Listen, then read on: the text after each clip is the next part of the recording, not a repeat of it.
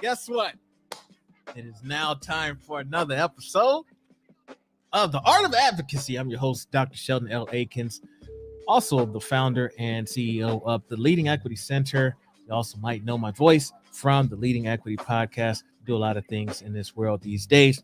I'm really excited for another episode because today's topic is going to be great. So all my administrators, I would say this, administrators, new teachers, matter of fact, if you're in education, let's just say everybody in education, I think this will benefit everybody. Okay, let's not limit it. Okay, we want to be inclusive, all encompassing, if you will. Okay, but at the end of the day, I think everybody will benefit from today's topic. We're going to be listing the top 5 things principals should keep in mind about new teachers. I think this is a very, very important conversation. As always, though, got to remind you, this show is sponsored by the Leading Equity, becoming an advocate for all students. And I will bring up one more thing because I've mentioned it a few weeks ago. And if you follow the Leading Equity newsletter, the Weekend Voice, you might already be aware, but we have an event happening in January, amplifying student voices, the fundamentals for a student-centered school experience. Okay. Make sure that you check that out. All that information is available on the website, leadingequitycenter.com. Okay, make sure you check those things out. I appreciate the support and love. Those who are out there, feel free to say hello. We welcome our viewers. If you're watching this on the replay, first of all, I wish you could have made it on the initial, but it's all good. But please subscribe, follow the show. We want to continue to grow traction in this. These are very important topics that we talk about. So if you're not subscribed, subscribe, share, follow, all these things. I think it's very important. All right, let's get into today's topic. Okay, it's enough rambling for now. Today's special guest, I actually have 2 guests that we're bringing on today. Barbara Miraglia and Diamar Roman established Ed Learning Connections out of a love of learning and a commitment to ensuring that quality teachers are supporting every student in every classroom every single day. What's up, Melody? It's good to see you there. Shout out to Melody. Good to see you. All right. Hope it's not too cold out there in Alaska. Anyway, let's bring on our special guest. Without further ado,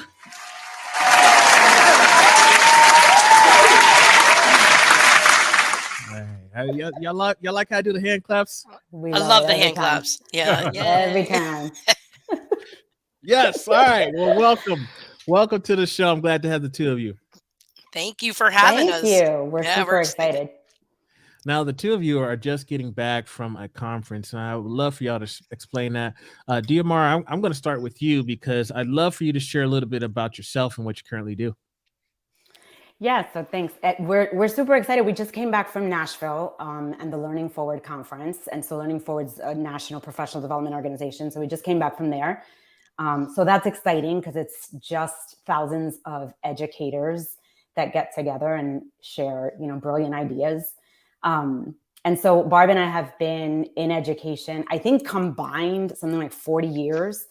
But we were talking just the other day about how it feels like our professional lives have been like in chapters, and like 3 big chapters. In chapters 2 and 3, we've been working together for the last 10 years.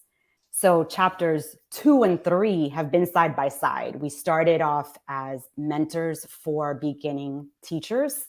So supporting brand new teachers to the profession, helping them get acclimated to teaching, working alongside them in their classrooms.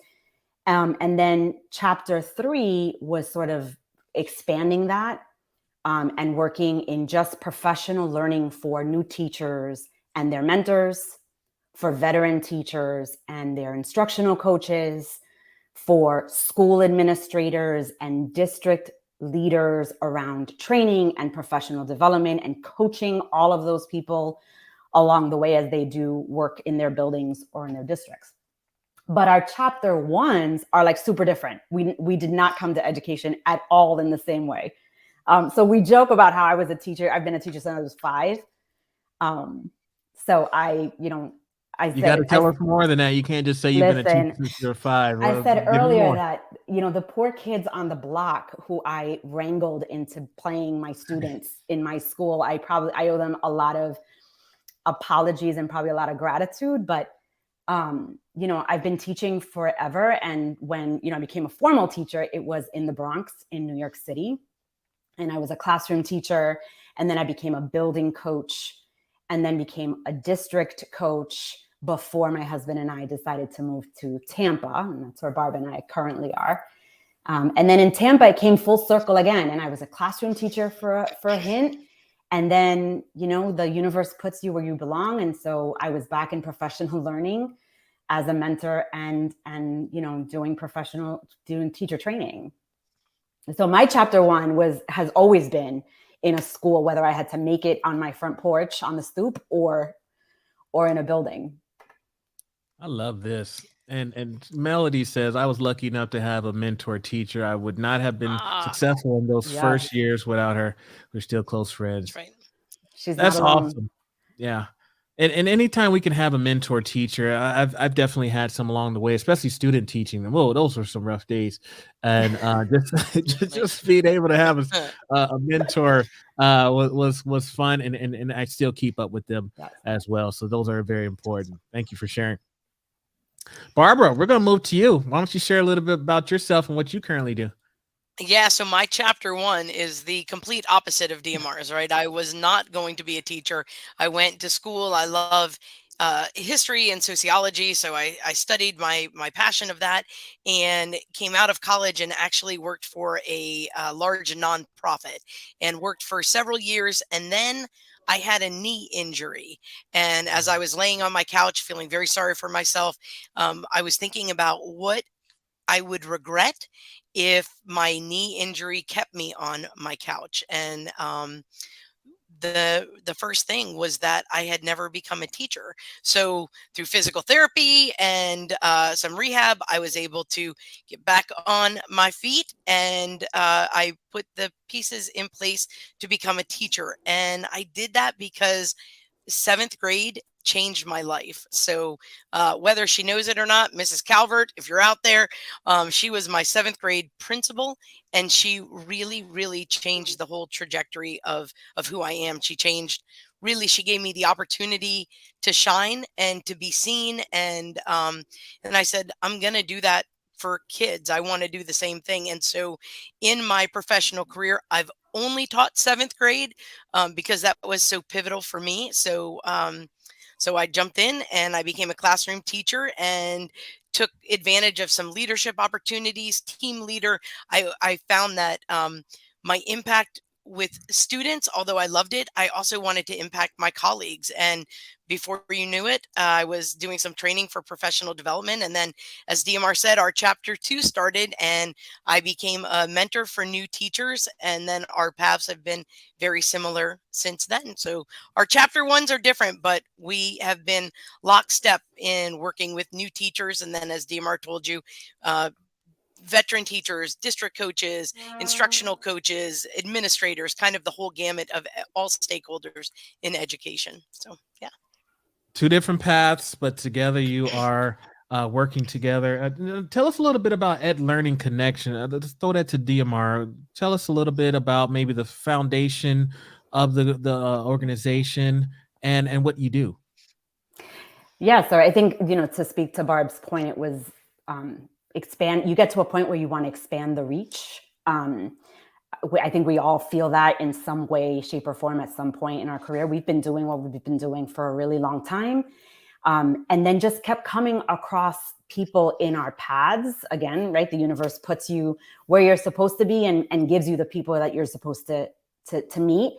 And we kept coming across people who wanted to do similar work, who wanted, you know, and just needed support and needed guidance and needed partnership. And I think that is what we wanted to do with Ed Learning Connections, is we wanted to find partners in the work, in the belief that teachers need to be supported, and they deserve to be supported, regardless of where they are in their career paths, but because of our backgrounds, particularly new teachers.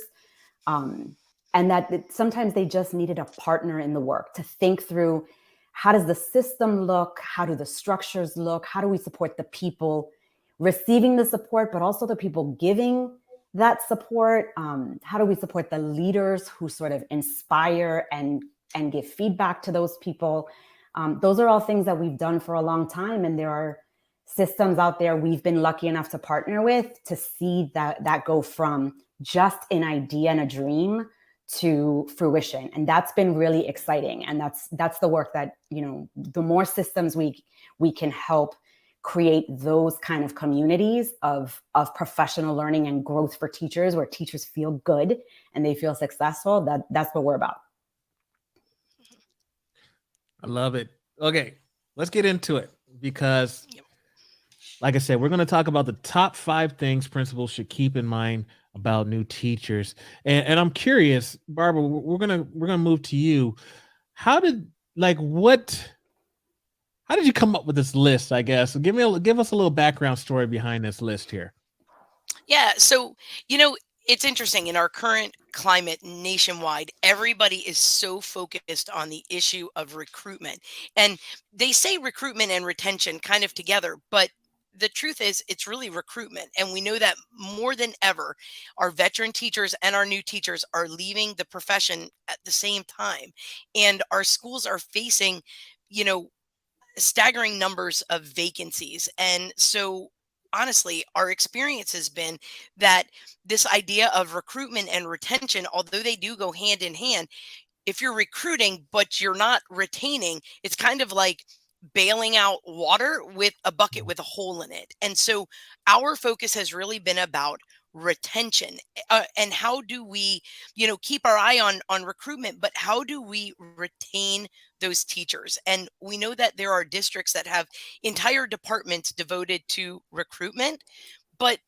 not a retention department, right? And sometimes that's kind of on the outside. So when we talk about new teachers, we have research that shows that within the first 5 years, over 50% of new teachers leave the profession.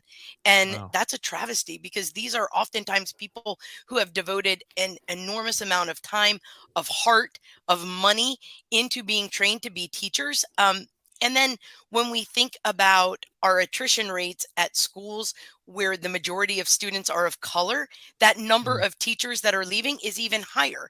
So when you've got both of those things together, it's really a perfect storm of our students not being supported. So we could land on that, but we don't want to land in like just this is it and now what. We want to land in, so what can we do? And we know that we have a lot of power as educators, as educational leaders, to really change that trajectory. And one of the things that we can control is the way that our new teachers are feeling, and our teachers in general. And it's really this feeling supported is really a reason why teachers list as one of the major reasons why they leave the profession, because they feel isolated, they don't feel supported. And if that's high on the list, then that's something that we can control. And we know that as the instructional leader in a building, principals have a huge impact on that. So we started there and we looked at what are those factors that new teachers need. And honestly, it's what teachers need, to be honest with you, right? And it's even sometimes what we tell our students, or our teachers regarding their students. But we looked at what can a principal control, what do they need to know now, and what is something easy that they can do to change that trajectory and get our new teachers, and really all of our teachers, to feel supported. And so that's where we started in our list. Okay. Good stuff here. And I would agree, not just our new teachers, but all of our teachers. I would say all of our staff as well. I mean, I don't know what the statistics are when it comes to, counselors, school psychologists, or other positions, paraprofessionals within the first 5 years. But I think we could all agree that all of our educators, those who are enrolled in or involved in schools, could utilize this support from their administration. So, Barbara, why don't you share with us, what is the first one? All right. Number 1 is, when it comes to new teachers, they don't know what they don't know. Yeah. And that's really important, right? We've talked to so many leaders, and when we ask them about their support for new teachers, they describe this great open door policy where teachers can come to them at any time for assistance. And an open door policy is an excellent way to like foster communication. But the assumption with that is that if they need help, they'll ask for it. And then, so conversely, if they haven't asked, they must not need it. And the truth is that is not reality. New teachers don't know what they don't know. And because they don't know that, they don't even know what to ask for. I literally, for real, literally just today had a conversation with a new teacher who had let something lapse on her certification. And she was having a problem and she was so frustrated.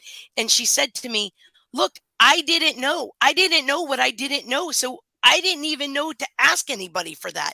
And I thought, oh my gosh, I'm totally going to bring that up tonight because that is our story, right? When you don't know, you can't navigate the support you need. And the bottom line is new teachers don't know. And the funny thing is that they don't know the who and they don't know the what. They don't know who to ask. They're not sure who to go to for support. And I think about some of these large schools where that is a huge undertaking. I mean, one school that we support has over 3,000 students.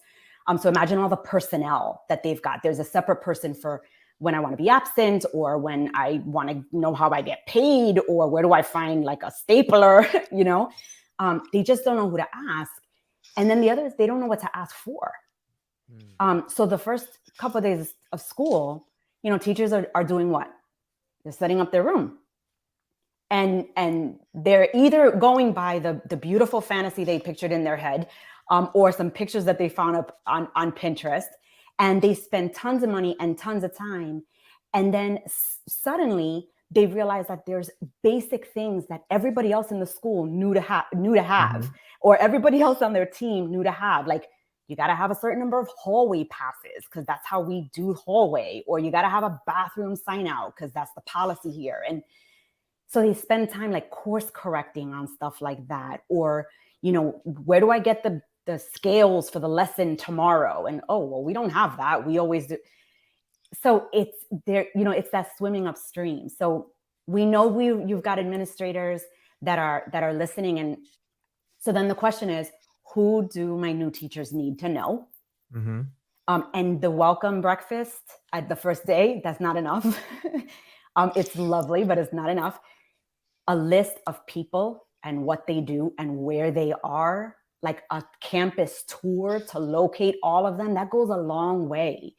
And then the second question is, what do my new teachers need to have? Like, there is a list of resources that can make it or break it to being successful at the beginning. There's a list of stuff that a team can talk about or create for new teachers. It can save a lot of wasted time and a lot of last minute course corrections that for someone who doesn't have the experience to like roll with it can be very, very frustrating. Your comments, Diamar, just kind of touched on, I remember I moved to Florida and I was a brand new teacher at a school. And so decorating my classroom has never been one of my strengths. Okay. It's just not, I don't know what to put on the walls for real. So I remember going to the local teachers. It was actually, it was Orlando. So not too far from you. Yeah. And went to the teacher supply store, just bought a bunch of random, whatever, right? Just grabbed as much as I could and just started putting that stuff on the walls. And then my principal came in there. I was like, what are you doing? Like, what is this? And I remember thinking to myself, man, I spent hours, gas hours on, I think I even kind of came out of pocket for a lot of the stuff too. I'm sure you did. Yeah. And I've spent hours in my room, and then I remember being frustrated because I basically was told to take all this stuff down and let's start over again.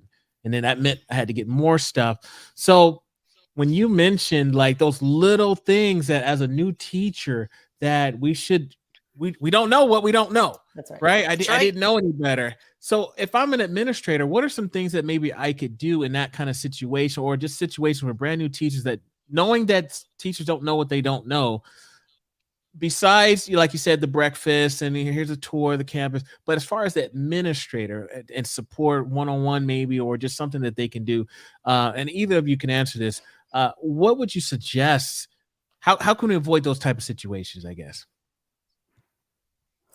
Yeah. So aside from, and it's tricky for administrators because it's not like you have one gateway where all of your new teachers are coming. And so you can prepare ahead of time. We've got teachers being hired all year long. And so there's always somebody new. I mean, some of our schools have such high attrition.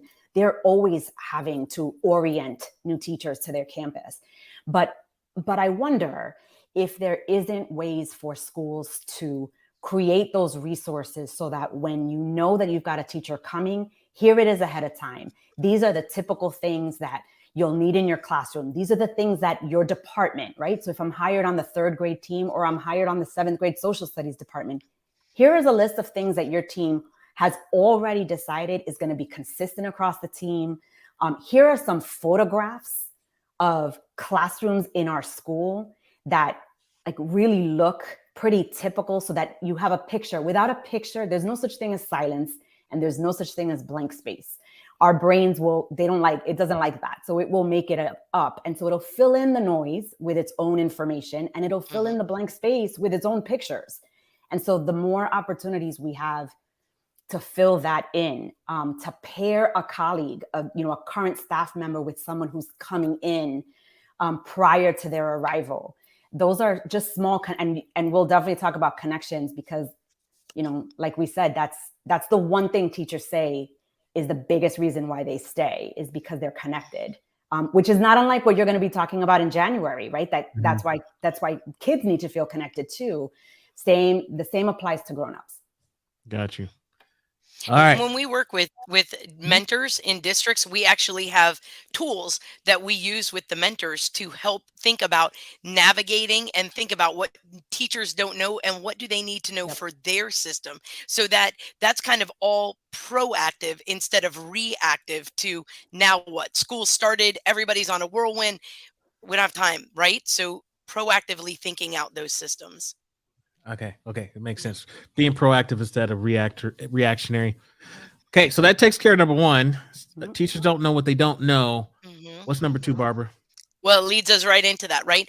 Teachers can't care for if they're not cared for, right? And that speaks to this big idea of connection. And we know it's not just what we know because we're humans and we feel it, but there's actually neuroscience research that tells us that the number one way that our brains engage with our environment is through connections. We're always looking for connections to make sense of things, connections to engage with people. As schools, we tend to do this really well at the beginning of the year. And Diamar even referenced like that welcome meeting and welcome back goodies and things like that. We also kind of periodically check in and make connections, Teacher Appreciation Day or right before the holidays. But the truth is that teachers need this ongoing, and our new teachers need to feel like someone cares about them and that we have connections that are like in it with us, that they're here in the trenches with us, and that they are connected to what we're doing. So I love this idea because there's this research that was done that I love, and I think that it's fascinating. In 2016, out of Emory University, there were a group of researchers. Do you know this? You're shaking about the dogs and dogs? Connections? No. All right. Well, I'm going to give you the condensed version because I really love this. But researchers wanted to determine what types of rewards dogs preferred. And you know what they discovered? They discovered that when given the choice of a reward of food or praise from their owner, that 87% of the dogs in their study chose praise from their owner over food, which I think is fascinating because I don't know, I might choose the food. I'm Italian, I like some food, but we think of dogs and we think it's so primal and they just want food. But when given the choice, 87% chose the praise from their owner, which that shows is that everybody, including our canines, and you have one, right? They need connections and they need encouragement and they need to hear praise. So we got to think about that for our new teachers as well. So basically what I'm hearing is when it comes to teachers, and of course teachers aren't dogs, but when it comes to teachers, giving them praise over a nice dinner or special, that's exactly right. Like that. Gotcha. A goodie bag, right? Giving a goodie bag over praise. Right. And the other thing is that, it's got to happen it has to be part of the fabric of the school, not these kind of like isolated things, right? So my kids are always asking me, what do you want for Mother's Day? And I say, I don't want anything for Mother's Day. Like, make it Mother's Day every day, right? Like that appreciation every day. So, and we know some things about teachers. We know the times of year when teachers feel particularly overwhelmed and struggle. We know this.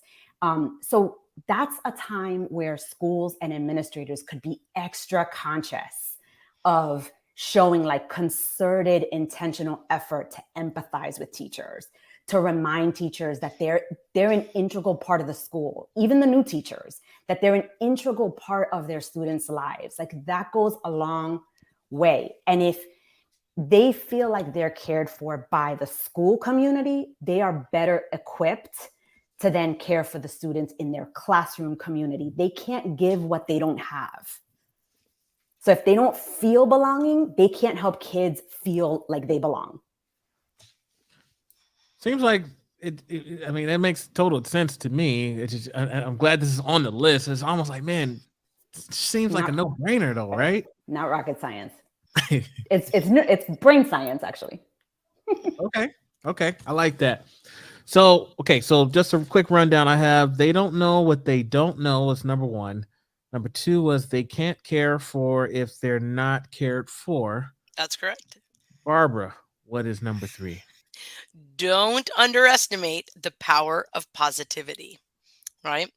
Because honestly, especially in the teaching profession, remaining positive is sometimes really, really hard. And it's actually not a skill that we're born with. It's actually something that we have to practice.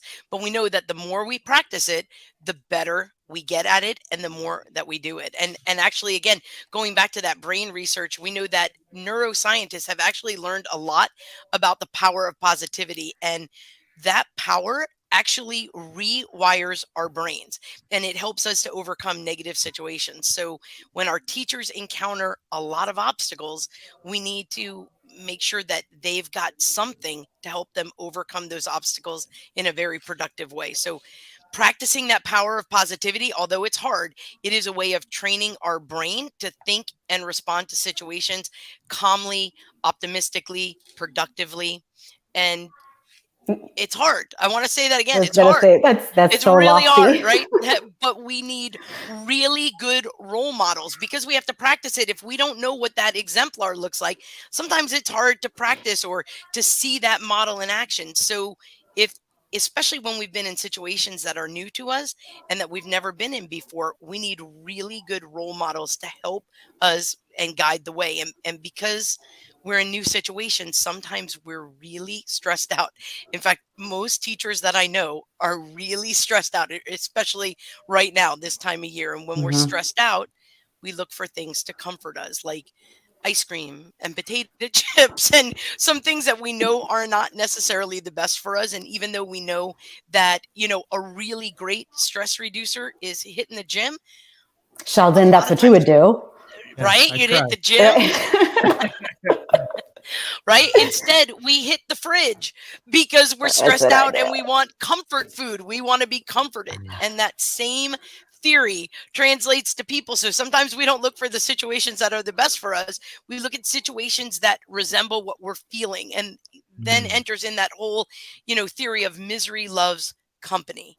So that power of positivity is important.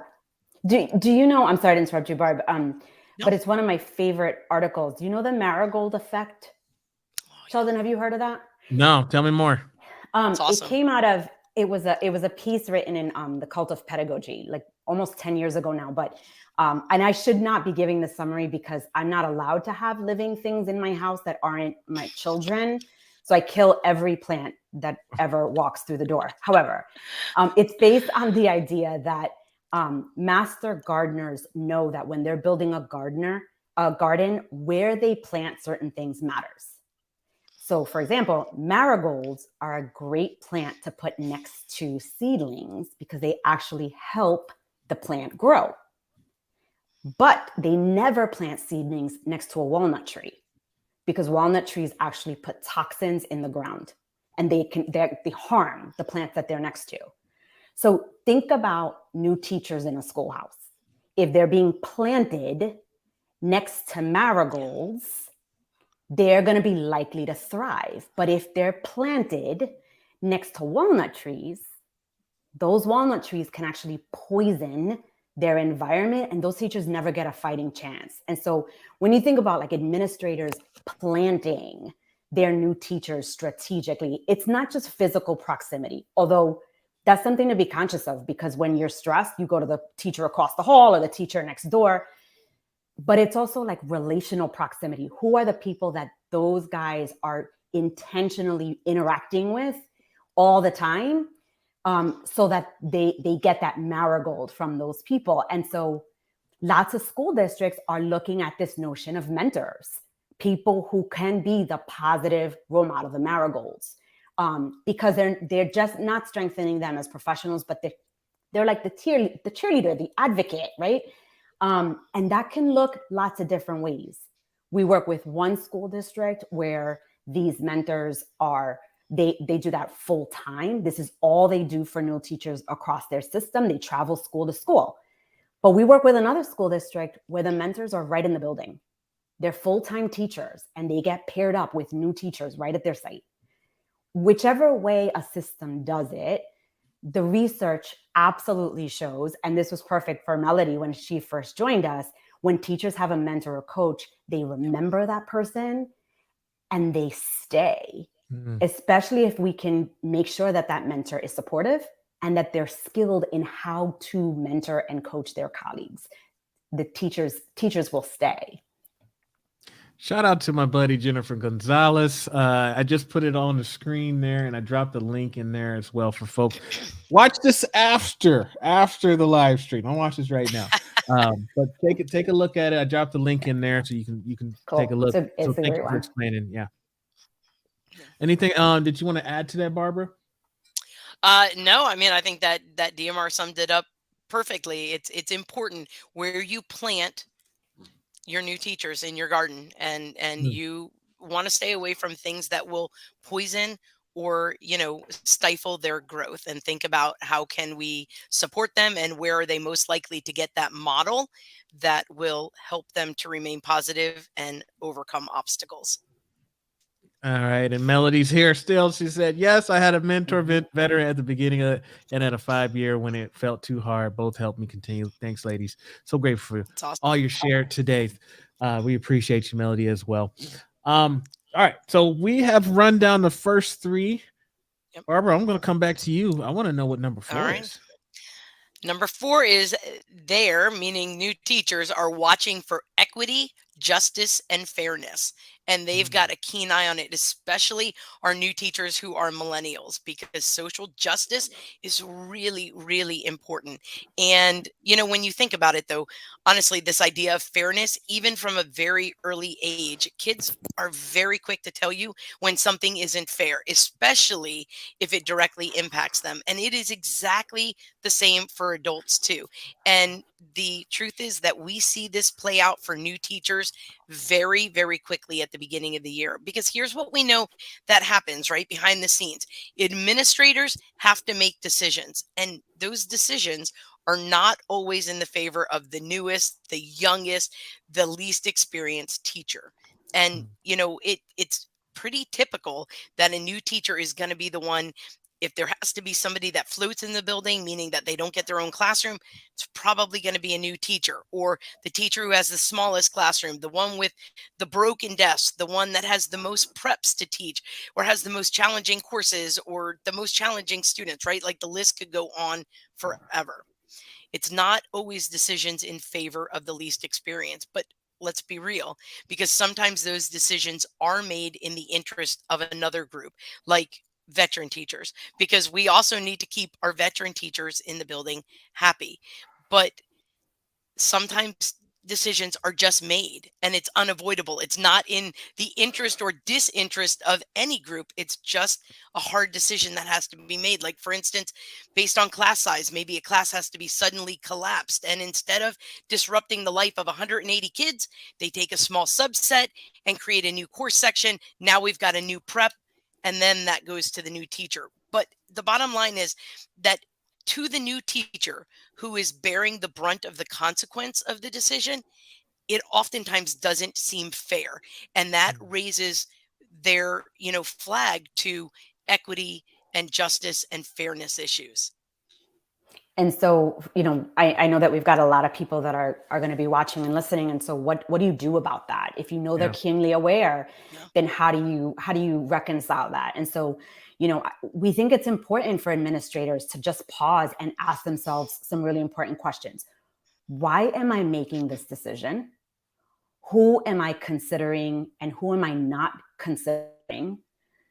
What perspective am I missing? What might be the perception of this decision? Who's going to be impacted by this decision and how? What voice am I not thinking about when I make this decision? Like those kind of questions. And then, ending with maybe the most important one is what decision is going to be in the best interest of kids, of all kids.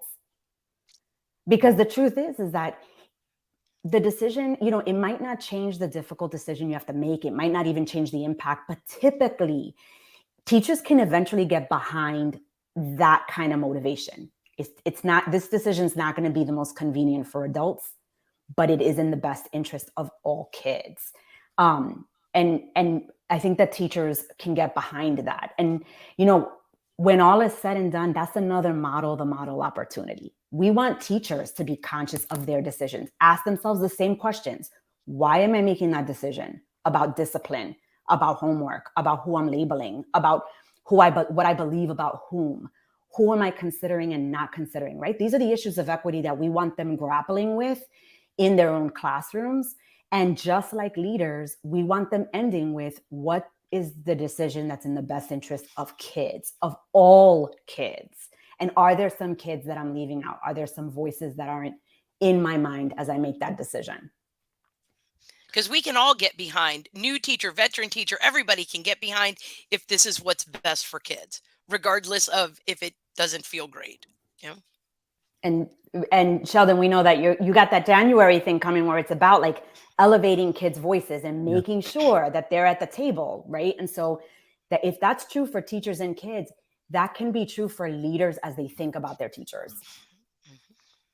Shameless plug, but I appreciate you bringing it up.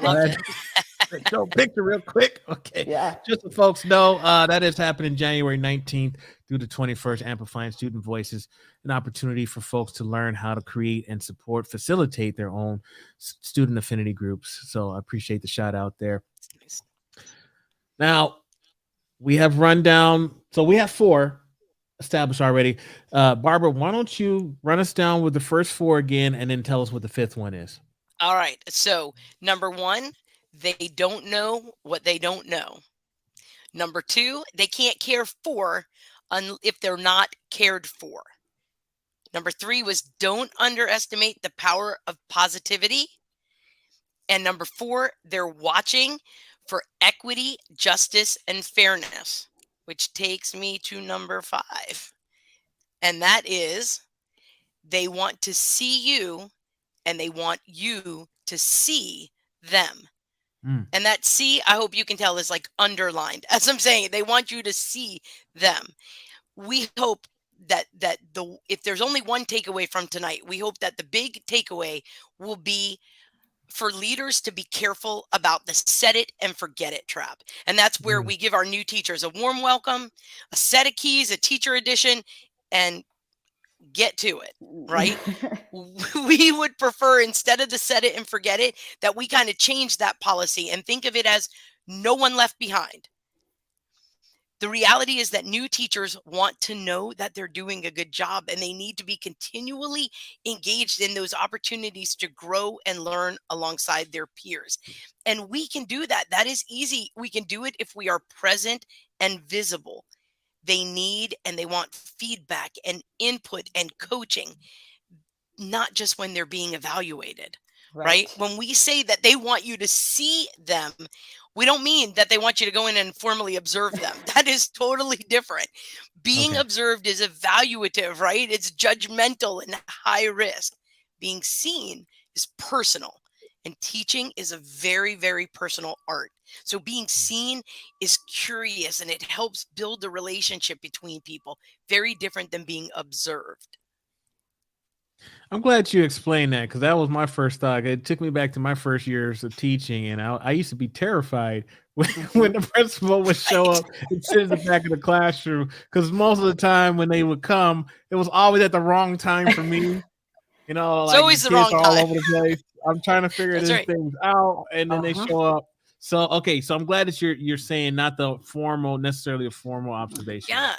Yeah, it's They not want to that they be want you to come in with the seen. clipboard more, Mhm. right? This is how I describe it. I think about like what I would do if I had a brand new colleague I just met and I had them over to my house for dinner, compared to what I would do when my colleague Barb comes over for dinner. For the new colleague, and I'm sure people will relate to this, I'm doing a little extra cleaning and straightening up. I'm lighting the candle that I only light like 3 times a year. I'm making sure I have the dishes out, and I, tell my boys, like, you be extra careful with them, right? That sounds familiar. But when Barb comes over, we know each other. She's seen me at the high points and the low points. I can apologize for the corners of the house that are a little untidy. I can use paper plates. My kids can act like it's any other day. And here's the thing, if something goes wrong, we've been around each other enough to sense that something's up. She'll say, "What's up? That doesn't feel like it usually does," or like, "Something's with your face. What's happening?" She can tell the difference between typical and not typical. And if something goes awry, I can talk about it. I don't have to worry that she's going to be like, "Ugh, Mayday, what in the world was that?"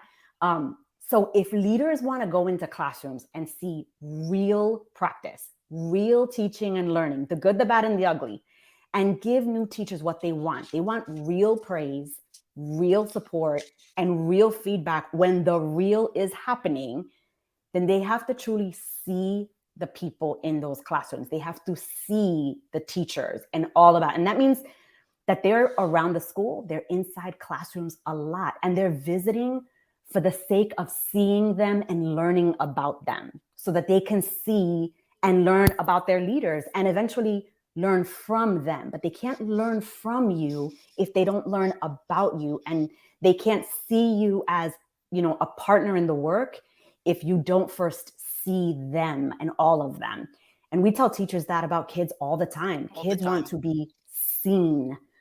They don't just want you to know about them, right? What their test score, what their classification. They don't want that. They want to be seen, fully seen. And we think our teachers want the same thing. I think we can all agree on that, right? We all want the same. We want to be seen, and we want. And I love how you talked about, accessibility, making sure that, open door policy. There's opportunities for our new teachers to feel like they have the support.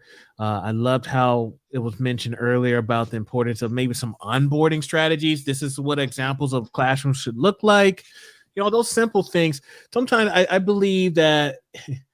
So I went to teacher prep, I went to school to be a teacher and went through the whole teacher prep program and did my student teaching. But when I went to go teach first year teaching, I had to learn a lot of things on my own.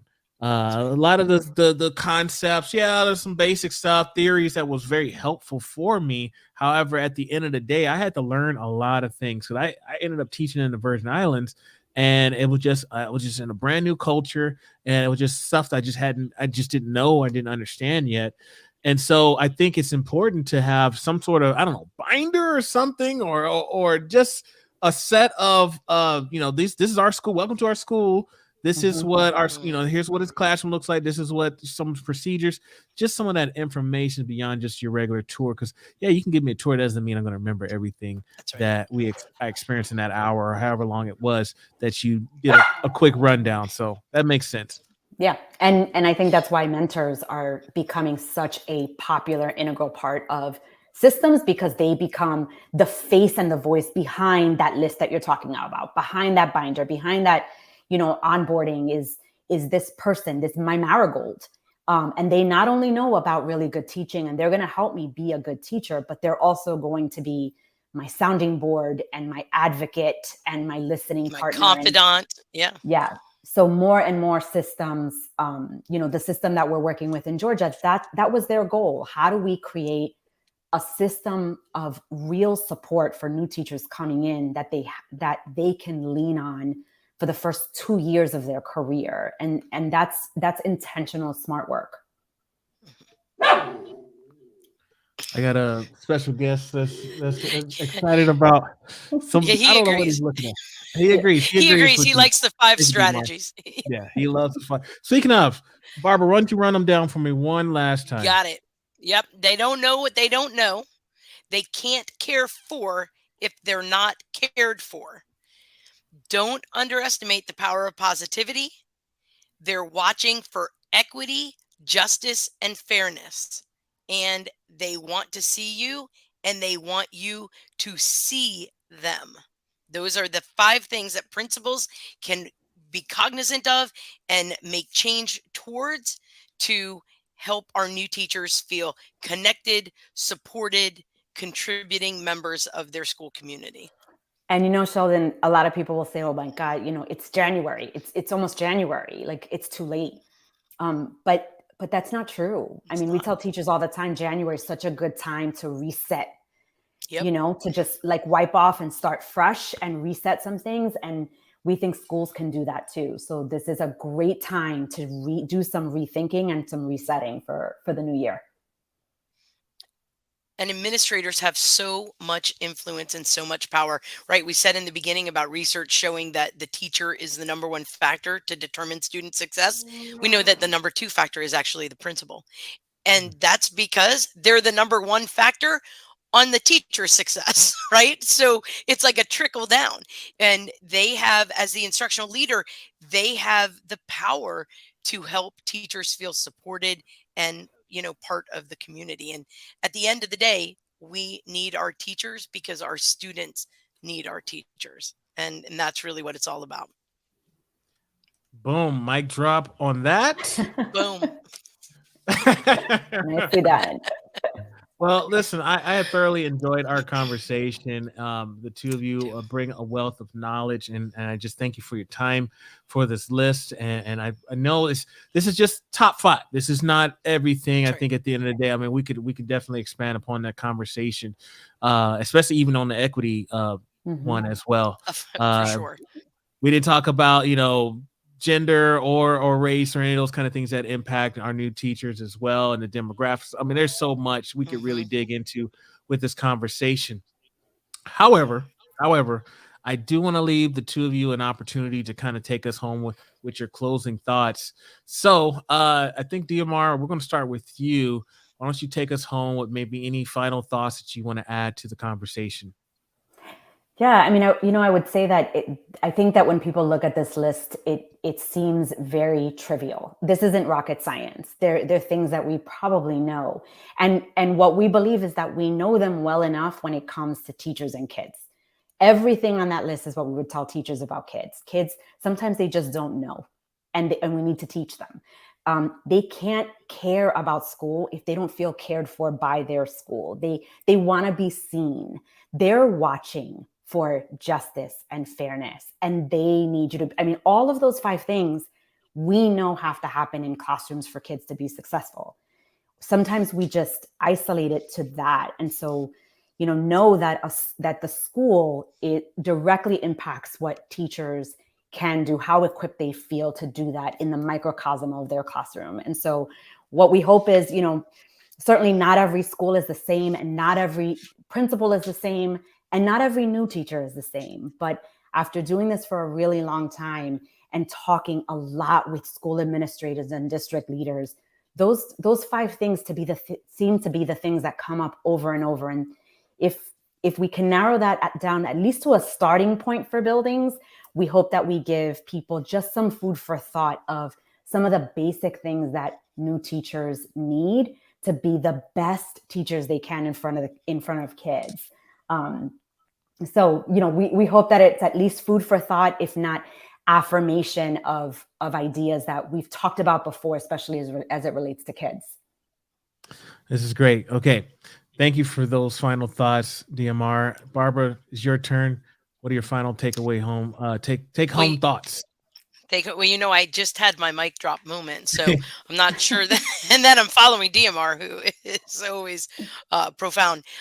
So my final thoughts, I guess, are just really around the power of leadership. And we know that when people leave professions, that oftentimes they're not leaving the organization themselves, they're leaving the leader.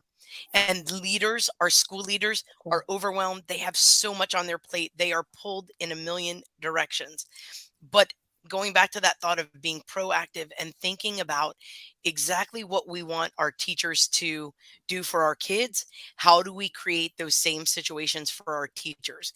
If we don't put our eye on retention, we just have a revolving door, and a revolving door is not good for kids. We need to retain our teachers. We put a lot of energy, a lot of human resources into them, a lot of time training them. They put a lot of energy and love and resources into their career. We've got to retain them. And the number one way that we can do that is to help them feel supported. So whatever your system can provide, that's what we got to do. That's the job of a leader. Mic drop again. Okay. Boom. 2 for 2. Every time. Okay. Both of y'all are, again, both of you have brought the fire. Again, this has been a very thought-provoking conversation. If we have some folks that want to connect with you, what are some of the best ways to reach you online? Well, you see our website is down there. And if anybody just wants to shoot us a personal email, it's our first name at edlearning.com. So edlearningconnections.com. So DMR at or Barbara at. We are always super excited to talk with educators from all over the place, to be thought partners, to share more of our thinking, to partner with systems that want to do really smart work to support teachers. That's what kind of gets us driven every single day. So people are welcome to reach out to us personally via email. We would love to do that. Okay. Sounds good. Well, Barbara, DMR, it has truly been a pleasure. Thank you again for your time. Thank you for having us. So this much. is so It fun. has been so fun. Yeah, it's been really cool. So thank you so much, Sheldon. We certainly appreciate that. Pleasure's all mine.